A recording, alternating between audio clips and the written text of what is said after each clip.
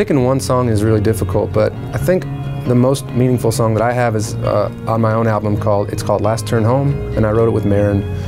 And it was her first cut as a songwriter. Tim McGraw recorded it, but when we started making my album, since no one had heard it really because it didn't go on the radio, that's kind of where I started this album, was this song called Last Turn Home. And it's kind of grown in meaning over the last year, but yeah, I think that's the one that I always come back to. It just means the most. It's really cool to have toured so much already before I even have a song on the radio. I've toured with Chase Rice and Maren Morris and Thomas Rhett. I'm going out with Florida Georgia Line, and then back out with Maren.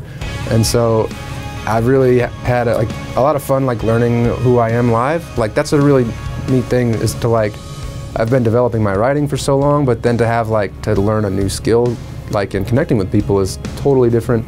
You know, the fun part about seeing other people play is you learn that you have to figure out your own thing.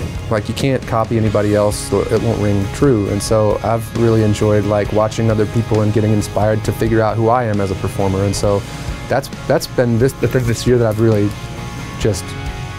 I've learned about and I've focused on, and it's kind of freeing, honestly, when you get to that point to say I don't have to be like another artist. I just have to figure out what I do best and the way that I come across the best, and I just have to keep learning how to do that. So a lot of people are inspiring, but the coolest part about being inspired by someone else's live show is learning how to be your own self on stage.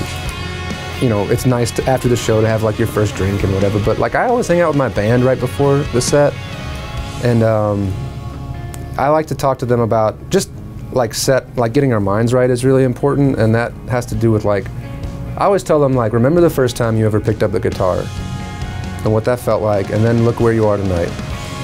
And it because I always talk about my job this is the only job my 11-year-old self ever wanted, and getting to do that every day is just that's worth it. Whether or not you become a giant superstar, or you get to make a bunch of money or whatever, this job is its own reward. And I like the band and I to focus on that before the show, and that's been, I don't know, you kind of settle into those things, and that's something I think that I'm going to keep doing with them.